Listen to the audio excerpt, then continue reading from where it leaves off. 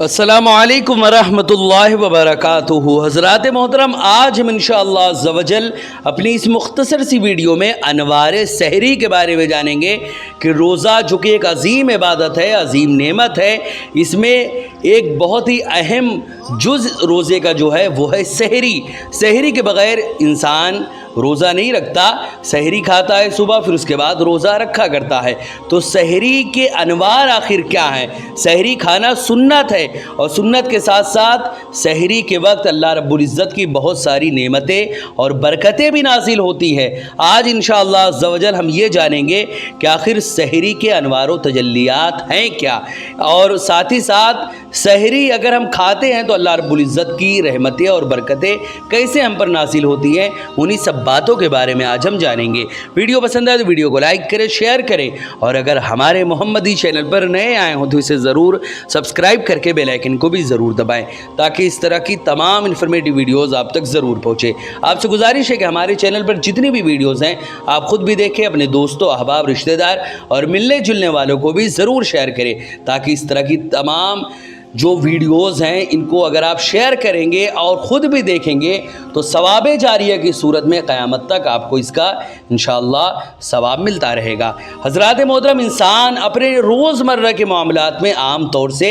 3 वक्त का खाना खाता है, या थोड़ा थोड़ा करके दिन भर में कई मरतबा वो खाना खाता है ताकि उसे जिस्मानी क़ुव्वत हासिल हो। इसी तरह मुसलमान साल में 1 महीना रमज़ान का रोज़ा रखता है ताकि उसे रूहानी क़ुव्वत और ईमानी तहारत हासिल हो जाए। हज़रात मोहतरम, क्योंकि रोज़ा के सबब 1 महीना का जब मुसलमान साल में 1 महीने का रोज़ा रखता है ताकि उसे रूहानी क़ुव्वत और ईमानी तहारत जब हासिल हो जाए, क्योंकि रोज़ा के सबब जब इंसान सुबह से लेकर शाम तक भूखा प्यासा रहता है तो मैदा खाली होने की वजह से उसका बकिया अज़ा शहवतों से महफूज हो जाते हैं। और ये जहन में रहे कि रूह की पाकीज़गी उसी वक्त हासिल हो सकती है जब इंसान का जिस्म भी पाक और साफ़ रहता है। गोया रमज़ान और रोज़े की बरकत है कि इंसान तमाम तरह की जिस्मानी बीमारियों से दूर रहता है, और साथ ही रूहानी बरकतों से एक ख़ास हिस्सा भी उसको मिलता है। हज़रात मोहतरम, रोज़ा फ़कत दिन भर भूखे रहने का नाम नहीं कि आप दिन भर भूखे रह लिए तो ये रोज़ा हो गया। रोज़ा नाम है अल्लाह की रज़ा के लिए तमाम के तमाम वो चीज़ें जो अल्लाह रब्बुल इज़्ज़त को नापसंद है, क्योंकि रमज़ान को अल्लाह ने रोज़े को इसीलिए फ़र्ज़ किया ताकि हम मुत्तक़ी बन जाएं। मुत्तक़ी बनने का मतलब यह है कि गुनाहों को छोड़कर अल्लाह रब्बुल इज़्ज़त की बातों पर हम अमल करने लग जाएं, यही है तक़वा, और जो ऐसा करे वो है मुत्तक़ी। तो आका सल्लल्लाहु अलैहि वसल्लम के बहुत सारे फरमान में रोज़ा की जो अहमियत है वो यही बयान हुई है, और हमारे रब ने भी कुरान में यही फरमाया कि लाल्लकुम तत्तकून, रोज़े को इसलिए तुम पर फ़र्ज़ किया गया ताकि तुम मुत्तक़ी बन जाओ, परहेज़गार बन जाओ, अल्लाह से डरने वाले बन जाओ। और अगर ऐसा नहीं हुआ तो हम उसका साफ सा मतलब ये होता है कि वो हमारा अमल, वो हमारी इबादत अल्लाह की बारगाह में कबूल नहीं हुई, वो हमारा रोज़ा कबूल नहीं हुआ। हज़रात मोहतरम, इधर दिन भर भूखा और प्यासा रहने से इंसान को कमज़ोरी और नकाहत का एहसास ना हो। अल्लाह ताला हुज़ूर सल्लल्लाहु अलैहि वसल्लम अल्लाह ताला और हुज़ूर सल्लल्लाहु अलैहि वसल्लम ने सहरी को ज़रूरी और सुन्नत करार दिया। अल्लाह ताला इरशाद फरमाता है, वकुलू वशरुबू हत्ता यतबय्यना लकुमुल खैतुल अबयद इला आखिरिल आया, और खाते पीते रहो यहाँ तक कि फजर का सफ़ेद धागा, खाते पीते रहो यहाँ तक कि फजर का सफ़ेद धागा रात के स्याह धागे से मुमताज़ हो जाए, फिर रोज़े को रात आने तक पूरा करो। हज़रात मोहतरम, इसी तरह हज़रत ज़ैद बिन असलम रज़ी अल्लाह ताला अन्हु ने फरमाया कि मुसलमान इब्तिदाए इस्लाम में इस तरह करते थे कि जिस तरह अहले किताब करते थे, जब उनमें से कोई सो जाता तो खा नहीं सकता था यहाँ तक कि दूसरी रात आ जाए, फिर अल्लाह रब्बुल इज़्ज़त ने उसको मनसूख कर दिया। हज़रात मोहतरम, इसी तरह हज़रत मुजाहिद रज़ी अल्लाह ताला अन्हु फरमाते हैं कि बाज़ मुसलमान اپنے نفس کے معاملے میں خیانت کرتے تھے تو اللہ تعالیٰ نے ان کو معاف فرما دیا اور ان کے لیے ساری رات میں کھانا پینا اور عمل زوجیات حلال کر دیا، خواہ سونے سے پہلے یا سونے کے بعد۔ حضرات محترم اسی طرح حضرت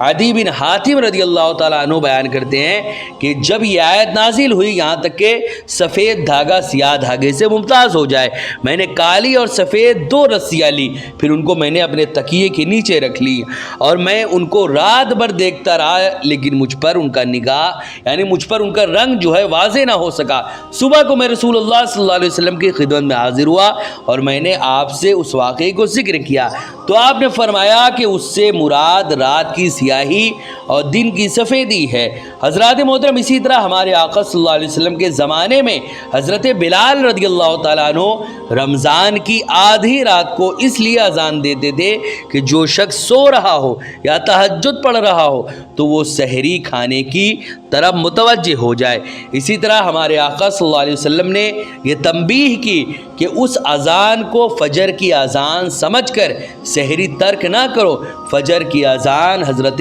عبداللہ بن ام مکتوم دیا کرتے تھے اور اس وقت سحری کا وقت ختم ہو جاتا تھا اور نماز فجر کا وقت شروع ہو جاتا تھا۔ حضرات محترم اسی طرح بخاری شریف کی ایک روایت ہے، حضرت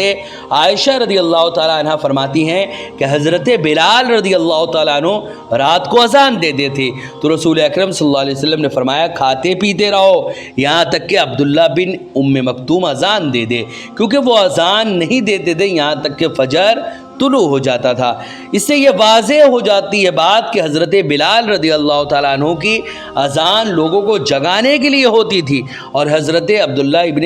ام مکتوم کی اذان نماز فجر کے لیے ہوا کرتی تھی۔ حضرات محترم اب میں آپ کو بتا دوں کہ سحری آخر ہے کیا؟ سحری کھانا فرض ہے، واجب ہے، سنت ہے یا پھر مکروہ ہے یا کیا ہے سحری کھانا؟ تو میں وہ بتا دوں کہ سحری اصل میں سنت ہے ہمارے آقا صلی اللہ علیہ وسلم کی۔ حضرت بخاری شریف کی روایت ہے، حضرت انس بن مالک رضی اللہ تعالیٰ عنہ فرماتے ہیں کہ رسول اکرم صلی اللہ علیہ وسلم نے فرمایا سحری کیا کرو کیونکہ سحری میں اللہ رب العزت نے برکت رکھی ہے۔ اسی طرح حضرت عبداللہ بن حارث رضی اللہ تعالیٰ عنہ نے بیان فرمایا کہ نبی کریم صلی اللہ علیہ وسلم کے اصحاب میں سے ایک شخص نے کہا میں نبی کریم صلی اللہ علیہ وسلم کے پاس گیا تو آپ سحری کر رہے تھے تو آپ نے فرمایا سحری کیا کرو کیونکہ وہ برکت ہے جو تم کو اللہ رب العزت نے عطا کیا ہے۔ حضرات محترم اسی طرح حضرت عمر بن عاص رضی اللہ تعالیٰ عنہ بیان کرتے ہیں کہ رسول اکرم صلی اللہ علیہ وسلم نے فرمایا کہ ہمارے اور اہل کتاب کے روزوں میں سحری کھانے کا فرق ہے، یعنی اہل کتاب یعنی یہودی اور عیسائی لوگ بھی روزہ رکھا کرتے تھے، سحری کھاتے تھے، لیکن ان کے سحری میں اور ہمارے سحری میں ایک فرق ہے۔ ہمارے اور اہل کتاب کے روزوں میں سحری کھانا فرق ہے، یعنی آقا صلی اللہ علیہ وسلم نے فرمایا کہ وہ روزہ تو رکھتے ہیں جیسے کہ حضرت آدم سے لے کر محمد عربی صلی اللہ علیہ وسلم تک جتنے بھی انبیاء کرام آئے ان کے ماننے والے روزہ رکھتے تھے، لیکن ان کے یعنی یہودی اور عیسائیوں کے روزوں میں فرق یہ تھا کہ وہ لوگ سحری نہیں کرتے تھے اور ہمارے آقا صلی اللہ علیہ وسلم نے فرمایا کہ تم سحری کھایا کرو، یہی فرق ہے یہودیوں کے اور عیسائیوں کے روزے میں۔ اسی طرح ابن ماجہ کی ایک روایت ہے، حضرت عبداللہ ابن عباس رضی اللہ تعالیٰ عنہما بیان کرتے ہیں کہ رسول اکرم صلی اللہ علیہ وسلم نے فرمایا دن کے روزے پر رات کی سحری کھانے سے مدد حاصل کرو، رات کے قیام پر دن کے قیلولے سے مدد حاصل کرو۔ اسی طرح جب انسان رمضان کے مقدس مہینے میں سحری کا اہتمام کرتا ہے تو خود بھی کھاتا ہے اور دوسروں کو بھی کھلاتا ہے، تو ایسے لوگوں پر اللہ اور اس کے فرشتوں کی رحمتیں نازل ہوتی ہیں۔ حضرات محترم اسی طرح حضرت ابو سعید خدری رضی اللہ تعالیٰ عنہ فرماتے ہیں، یہ مسند احمد کی روایت ہے، وہ کہتے ہیں کہ رسول اکرم صلی اللہ علیہ وسلم نے فرمایا سحری کھانا برکت ہے، اس کو مت چھوڑو، خواہ تم میں سے کوئی شخص پانی کا ایک گھونٹ ہی پی لے، بے شک اللہ تعالیٰ اور اس کے فرشتے سحری کھانے والوں پر رحمت بھیجتے ہیں۔ حضرات محترم اسی طرح ان احادیث کریمہ سے ہمیں یہ معلوم ہوا کہ سحری رسول اکرم صلی اللہ علیہ وسلم کی سنت ہے اور مسلمان اور اہل کتاب کے درمیان واضح فرق اور اس کے ذریعے فرض روزہ کی تکمیل میں مدد حاصل ہوتی ہے، اس لیے سحری کھانے کا اہتمام بھی کرنا چاہیے۔ اللہ تبارک و تعالیٰ تمام مسلمانوں پر رمضان کے فیضان ہمیشہ جاری رکھے۔ حضرات محترم، یہ سحری اور رمضان جو یہ اللہ کی نعمت ہے، یہ دونوں ہی اللہ کی نعمت ہے۔ رمضان کو اللہ رب العزت نے ہمیں اس لیے دیا تاکہ ہم اللہ رب العزت کا قرب حاصل کریں، اور رمضان کو آقا صلی اللہ علیہ وسلم اتنا پسند کرتے تھے اور اتنا انتظار کرتے تھے کہ رمضان کے آنے سے پہلے ہی ہمارے آقا صلی اللہ علیہ وسلم روزے رکھنا، یعنی شعبان میں ہی آپ روزے رکھنا شروع کر دیتے تھے، اور اتنا روزے رکھتے تھے کہ شعبان کے روزے کو رمضان کے روزے سے آپ صلی اللہ علیہ وسلم ملا دیتے تھے۔ حضرات محترم، وجہ اس کی یہ ہے کہ یہ رمضان کا جو مہینہ ہے یہ کوئی عام مہینہ نہیں ہے۔ اس مہینے میں ہم جو بھی عمل کرتے ہیں ہمارے اس عمل کا بدلہ اللہ رب العزت بڑھ چڑھ کر ہمیں عطا فرماتا ہے۔ اسی طرح رمضان میں اگر ہم کوئی برائی کرتے ہیں، جیسے ہم کوئی اچھائی ہم نے کیا تو اس اچھائی کا بدلہ بڑھ چڑھ کر ملتا ہے، اسی طرح اگر ہم نے کوئی برائی کیا، ہم کوئی گناہ کرتے ہیں تو اس کا گناہ بھی، اس کا عذاب بھی ہمیں بڑھ چڑھ کر ملے گا، کیونکہ جس کے رتبے ہے سوا اس کو سوا مشکل ہے۔ اگر کسی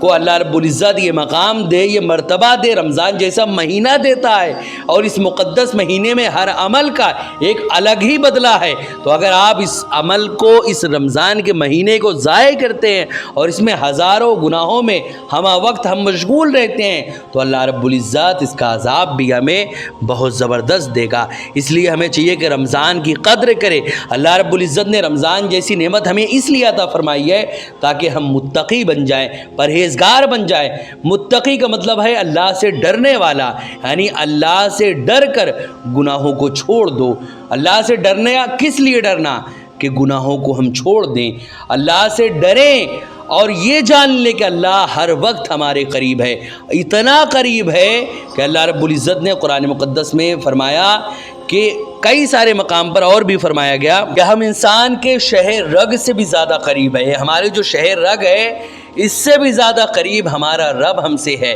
اسی لیے ہمیں چاہیے کہ ہم گناہوں کو چھوڑ دیں، اپنے رب کو راضی رکھیں، اور ساتھ ہی ساتھ رمضان کے مہینے میں